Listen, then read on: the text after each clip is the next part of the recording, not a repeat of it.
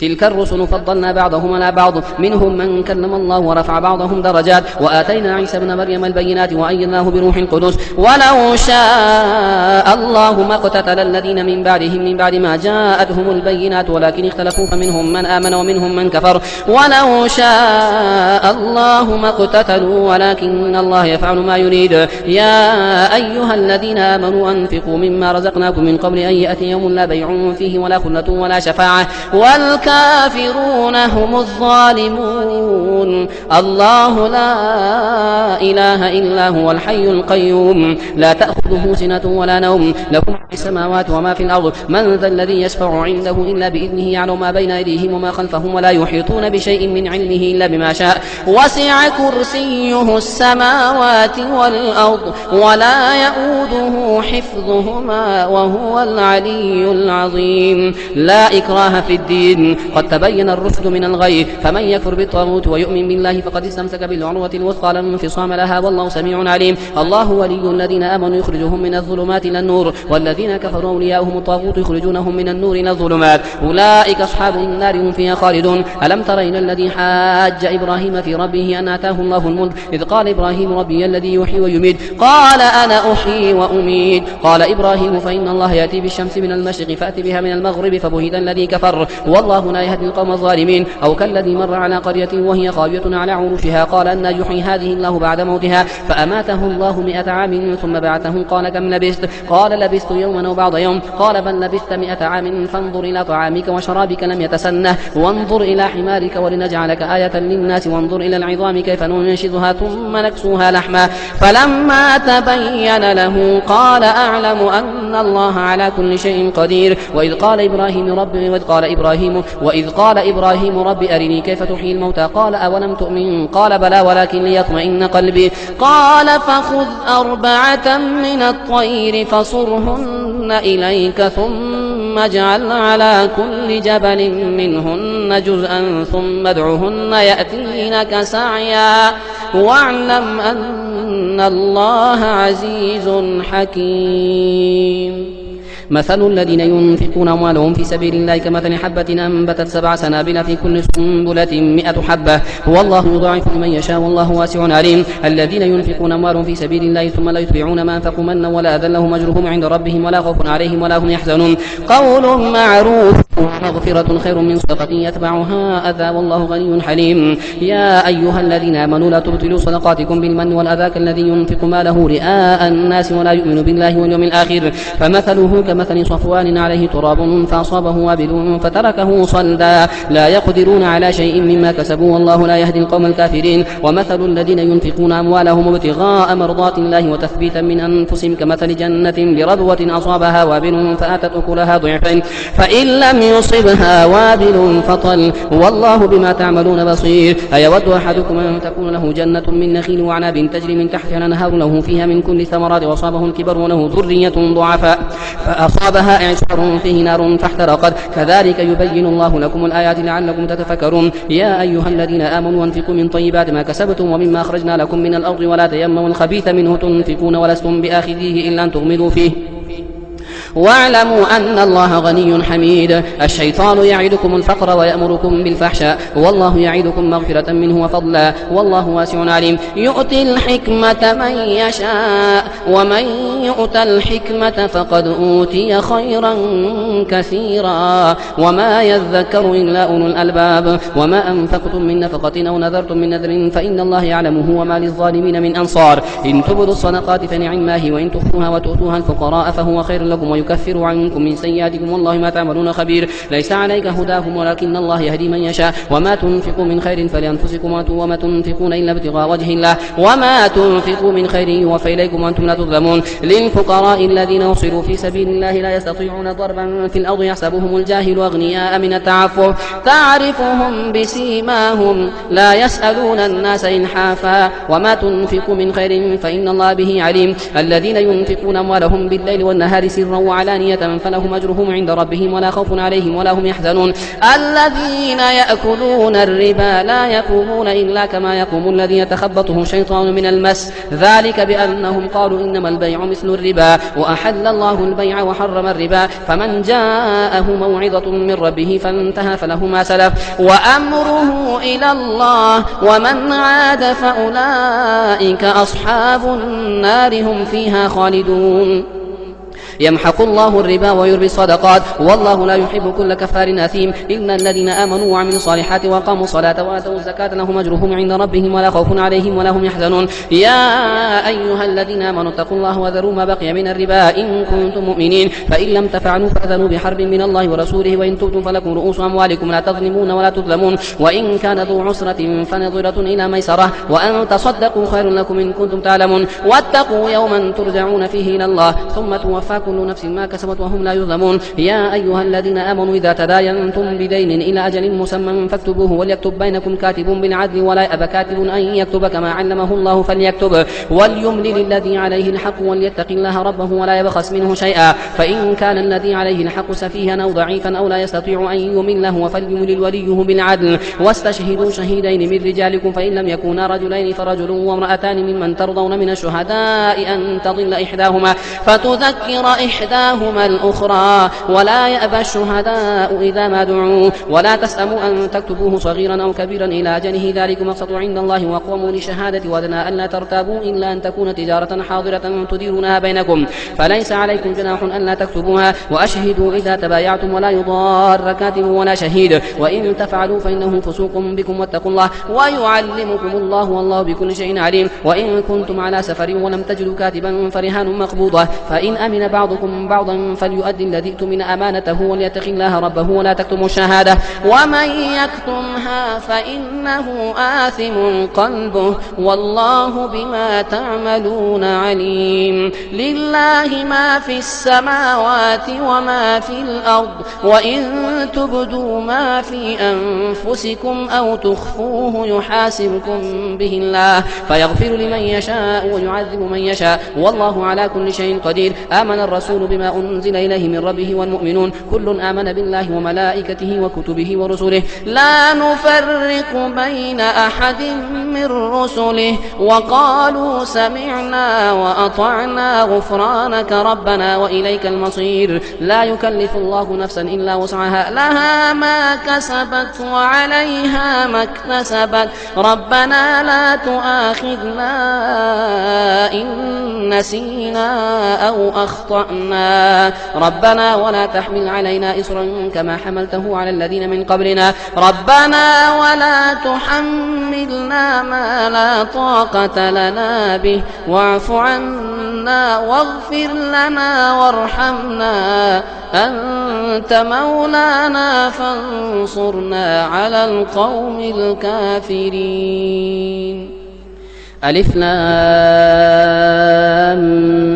ميم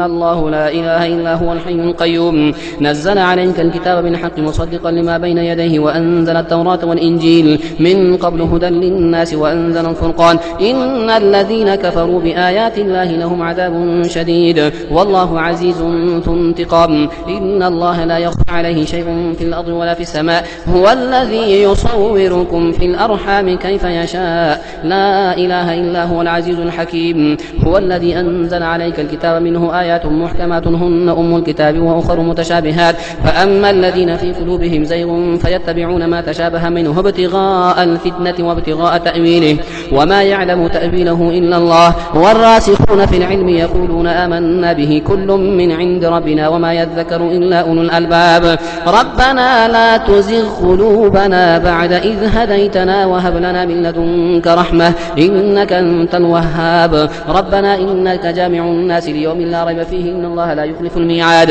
إن الذين كفروا لن تغني عنهم أموالهم ولا أولادهم من الله شيئا وأولئك هم وقود النار كدأب آل فرعون والذين من قبلهم كذبوا بآياتنا فأخذهم الله بذنوبهم والله شديد العقاب. قل للذين كفروا ستغلبون يحشرون إلى جهنم وبئس المهاد. قد كان لكم آية في فئتين التقتا فئة تقاتل في سبيل الله وأخرى كافرة يرونهم مثليهم رأي العين والله يؤيد بنصره من يشاء إن في ذلك لعبرة لأولي الأبصار. زين للناس حب الشهوات من النساء والبنين والقناطير المقنطرة من الذهب والفضة والخيل المسومة والأنعام والحرث ذلك متاع الحياة الدنيا والله عنده حسن المآب. قل أنبئكم بخير من ذلكم للذين اتقوا عند ربهم جنات تجري من تحتها الأنهار خالدين فيها وأزواج مطهرة ورضوان من الله والله بصير بالعباد. الذين يقولون ربنا إننا آمنا فاغفر لنا ذنوبنا وقنا عذاب النار. الصابرين والصادقين والقانتين والمنفقين والمستغفرين بالأسحار. شهد الله أنه لا إله إلا هو والملائكة وأولو العلم قائما بالقسط لا إله إلا هو العزيز الحكيم. إن الدين عند الله الإسلام وما اختلف الذين أوتوا الكتاب إلا من بعد ما جاءهم العلم بغيا بينهم ومن يكفر بآيات الله فإن الله سريع الحساب. فإن حاجوك فقل أسلمت وجهي لله ومن اتبعن وقل للذين أوتوا الكتاب والأميين أأسلمتم فإن أسلموا فقد اهتدوا وإن تولوا فإنما عليك البلاغ والله بصير بالعباد. إن الذين يكفرون بآيات الله ويقتلون النبيين بغير حق ويقتلون الذين يأمرون بالقسط من الناس فبشرهم بعذاب أليم. أولئك الذين حبطت أعمالهم في الدنيا والآخرة وما لهم من ناصرين. ألم تر إلى الذين أوتوا نصيبا من الكتاب يدعون إلى كتاب الله ليحكم بينهم ثم يتولى فريق منهم وهم معرضون ذلك بأنهم قالوا لن تمسنا النار إلا أياما معدودات وغرهم في دينهم ما كانوا يفترون. فكيف إذا جمعناهم ليوم لا ريب فيه ووفيت كل نفس ما كسبت وهم لا يظلمون. قل اللهم مالك الملك تؤتي الملك من تشاء وتنزع الملك ممن تشاء وتعز من تشاء وتذل من تشاء بيدك الخير إنك على كل شيء قدير. تولج الليل في النهار وتولج النهار في الليل وتخرج الحي من الميت وتخرج الميت من الحي وترزق من تشاء بغير حساب. لا يتخذ المؤمنون الكافرين أولياء من دون المؤمنين ومن يفعل ذلك فليس من الله في شيء إلا أن تتقوا منهم تقاه ويحذركم الله نفسه وإلى الله المصير. قل إن تخفوا ما في صدوركم أو تبدوه يعلمه الله ويعلم ما في السماوات وما في الأرض والله على كل شيء قدير. يوم تجد كل نفس ما عملت من خير محضرا وما عملت من سوء تود لو أن بينها وبينه أمدا بعيدا ويحذركم الله نفسه والله رؤوف بالعباد. قل إن كنتم تحبون الله فاتبعوني يحببكم الله ويغفر لكم ذنوبكم والله غفور رحيم. أطيعوا الله والرسول فإن تولوا فإن الله لا يحب الكافرين. إن الله اصطفى آدم ونوحا وآل إبراهيم وآل عمران على العالمين ذرية بعضها من بعض والله سميع عليم. إذ قالت امرأة عمران رب إني نذرت لك ما في بطني محررا فتقبل مني إنك أنت السميع العليم. فلما وضعتها قالت رب إني وضعتها أنثى والله أعلم بما وضعت وليس الذكر كالأنثى وإني سميتها مريم وإني أعيذها بك وذريتها من الشيطان الرجيم. فتقبلها ربها بقبول حسن وأنبتها نباتا حسنا وكفلها زكريا. كلما دخل عليها زكريا المحراب وجد عندها رزقا قال يا مريم أنى لك هذا قالت هو من عند الله إن الله يرزق من يشاء بغير حساب. هنالك دعا زكريا ربه قال رب هب لي من لدنك ذرية طيبة إنك سميع الدعاء. فنادته الملائكة وهو قائم يصلي في المحراب أن الله يبشرك بيحيى مصدقا بكلمة من الله وسيدا وحصورا ونبيا من الصالحين. قال رب أنى يكون لي غلام وقد بلغني الكبر وامرأتي عاقر قال كذلك الله يفعل ما يشاء. قال رب اجعل لي آية قال آيتك ألا تكلم الناس 3 أيام الأيام إلا رمزا واذكر ربك كثيرا وسبح بالعشي والإبكار وإذ قالت الملائكة يا مريم إن الله اصطفاك وطهرك واصطفاك على نساء العالمين يا مريم اقنتي لربك واسجدي واركعي مع الراكعين ذلك من أنباء الغيب نوحيه إليك وما كنت لديهم إذ يلقون أقلامهم أيهم يكفل مريم وما كنت لديهم إذ يختصمون إذ قالت الملائكة يا مريم إن الله يبشرك بكلمة منه اسمه المسيح عيسى بن مريم وجيها في الدنيا والآخرة ومن المقربين ويكلم الناس في المهد وكهلا من الصالحين قالت رب أنى يكون لي ولد ولم يمسسني بشر قال كذلك الله يخلق ما يشاء إذا قضى أمرا فإنما يقول له كن فيكون ويعلمه الكتاب والحكمة والتوراة والإنجيل ورسولا إلى بني إسرائيل أني قد جئتكم بآية من ربكم أن يخلق لكم من الطين كهيئة الطير فينفخ فيه فيكون طيرا بإذن الله وأبرئ الأكمه والأبرص وأحيي الموتى بإذن الله وأنبئكم بما تأكلون وما تدخرون في بيوتكم إن في ذلك لآية لكم إن كنتم مؤمنين ومصدقا لما بين يدي من التوراة ولأحل لكم بعض الذي حرم عليكم وجئتكم بآية من ربكم فاتقوا الله وأطيعون إن الله ربي وربكم فاعبدوه هذا صراط مستقيم فلما أحس عيسى منهم الكفر قال من أنصاري إلى الله قال الحواريون نحن أنصار الله آمنا بالله واشهد بأننا مسلمون ربنا آمنا بما أنزلت واتبعنا الرسول فاكتبنا مع الشاهدين ومكروا ومكر الله والله خير الماكرين إذ قال الله يا عيسى إني متوفيك ورافعك إلي ومطهرك من الذين كفروا وجاعل الذين اتبعوك فوق الذين كفروا إلى يوم القيامة ثم إلي مرجعكم فاحكم بينكم فيما كنتم فيه تختلفون فأما الذين كفروا فأعذبهم عذابا شديدا في الدنيا والآخرة وما لهم من ناصرين وأما الذين آمنوا وعملوا الصالحات فيوفيهم أجورهم والله لا يحب الظالمين ذلك نتلوه عليك من الآيات وذكر الحكيم إن مثل عيسى عند الله كمثل آدم خلقه من تراب ثم قال له كن فيكون الحق من ربك فلا تكن من الممترين فمن حاجك فيه من بعد ما جاءك من العلم فقل تعالوا ندعو أبناءنا وأبناءكم ونساءنا ونساءكم وأنفسنا وأنفسكم ثم نبتهل فنجعل لعنة الله على الكاذبين إن هذا لهو القصص الحق وما من إله إلا الله وإن الله لهو العزيز الحكيم فإن تولوا فإن الله عليم بالمفسدين قل يا أهل الكتاب تعالوا إلى كلمة سواء بيننا وبينكم أن لا نعبد إلا الله ولا نشرك به شيئا ولا يتخذ بعضنا بعضا أربابا من دون الله فإن تولوا فقولوا اشهدوا بأننا مسلمون يا أهل الكتاب لم تحاجون في إبراهيم وما أنزلت التوراة والإنجيل إلا من بعده فلا تعقلون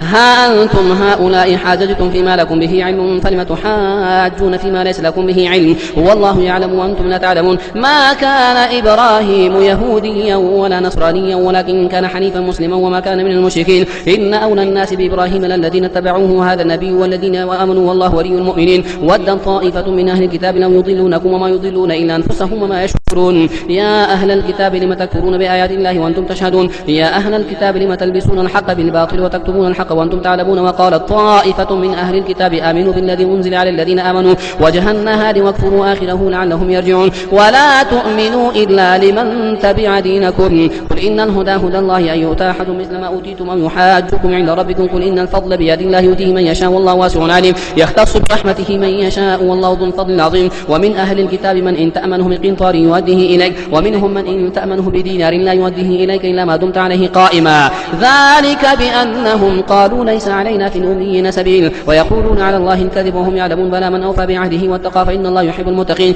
إن الذين يشترون بعهد الله وأيمانهم ثمنا قليلا أولئك لا خلاق لهم في الآخرة ولا يكلمهم الله ولا ينظر إليهم يوم القيامة ولا يزكيهم ولهم عذاب أليم وإن منهم لفريقا يلوون ألسنتهم بالكتاب لتحسبوه من الكتاب وما هو من الكتاب ويقولون هو من عند الله وما هو من عند الله ويقولون على الله الكذب وهم يعلمون ما كان لبشر أن يؤتيه الله الكتاب والحكم والنبوة ثم يقول للناس كونوا عبادا لي من دون الله ولكن كونوا ربانيين بما كنتم تعلمون الكتاب وبما كنتم تدرسون ولا يأمركم أن